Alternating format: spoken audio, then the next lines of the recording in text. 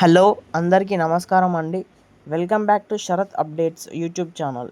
రేపు ఈ జిల్లాలలో అయితే ఈ కొత్త చేయూత పెన్షన్ల పంపిణీ, ఆసరా పెన్షన్ల పంపిణీ ఉండబోతుందని సమాచారం అయితే వస్తుంది. దీని గురించి పూర్తి వివరాలకు వీడియోని పూర్తి వరకు చూడండి. అలాగే వీడియోని ఖచ్చితంగా లైక్ చేయండి. లైక్ చేస్తే ఇలాంటి తాజా సమాచారం అందించడానికి నాకు మోటివేట్గా ఉంటుంది. దాంతోపాటు ఛానల్ని సబ్స్క్రైబ్ చేయండి. ఇప్పుడు తెలంగాణ రాష్ట్రంలో ఇప్పటికే 42,23,000 మంది పెన్షన్లు పొందుతున్నారు. దీనికి వీరిలో అర్హులైతే వృద్ధులు, వితంతువులు, ఒంటరి మహిళలు, గీత మరియు చేనేత కార్మికులు, వీరితో పాటు హెచ్ఐవి బాధితులు. వీరందరికీ నెలకి 2,016 రూపాయలు ఇస్తున్నారు. దివ్యాంగులకు మాత్రం 4,016 రూపాయలు ఇస్తున్నారు.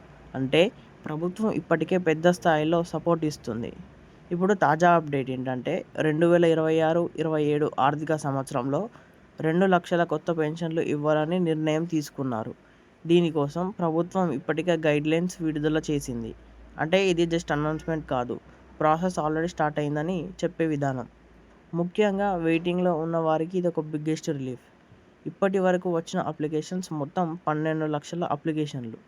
అందులో వృద్ధాప్య పెన్షన్లు పొందేవారికి అంటే వృద్ధాప్య పెన్షన్ కోసం అర్హులైన వారు 4 లక్షలు, వితంతువులు లేదా ఒంటరి మహిళలకైతే 3,50,000 అప్లికేషన్లు, గీత మరియు చేనేత కార్మికులకు 3 లక్షలు, వారితో పాటు దివ్యాంగులకైతే 72,000 మంది లబ్ధిదారులు దీనికి అప్లై చేసుకోవడం అయితే జరిగింది.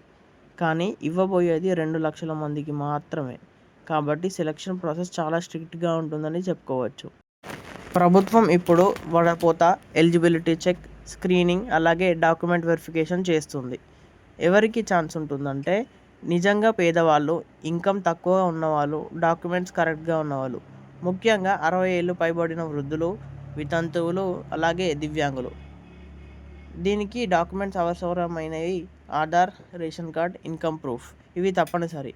పెన్షన్లు ఎప్పుడు వస్తాయంటే ప్రభుత్వ ప్లాన్ ప్రకారం జూన్ 2వ తేదీ ప్రారంభమయ్యే అవకాశం దిశగా ప్రభుత్వం నడుచుకున్నట్టు తెలుస్తుంది. అదే తెలంగాణ అవతరణ దినోత్సవం. ఆ రోజు కొత్త పెన్షన్లు బెనిఫిషియర్స్కి పెన్షన్ ఇవ్వచ్చు. కానీ గ్రౌండ్ రియాలిటీలో చూస్తే మాత్రం అందరికీ రాదు. 12 లక్షల మందిలో 2 లక్షల మంది మాత్రమే లబ్ధిదారులు అవుతారు.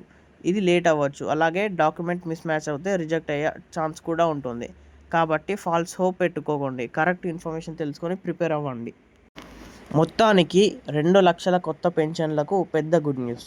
కానీ కాంపిటీషన్ కూడా ఎక్కువే. ఎలిజిబిలిటీ వాళ్ళే బెనిఫిట్ పొందుతారు. మీరు అప్లై చేసి ఉంటే డాక్యుమెంట్స్ రెడీ పెట్టుకోండి. లోకల్ ఆఫీస్లో చెక్ చేసుకోండి. ఈ వీడియో యూస్ఫుల్ అయితే లైక్ చేసి షేర్ చేయండి. అలాగే ఇలాంటి వీడియోలు మిస్ కాకుండా ఉండాలంటే ఛానల్ని సబ్స్క్రైబ్ చేయండి.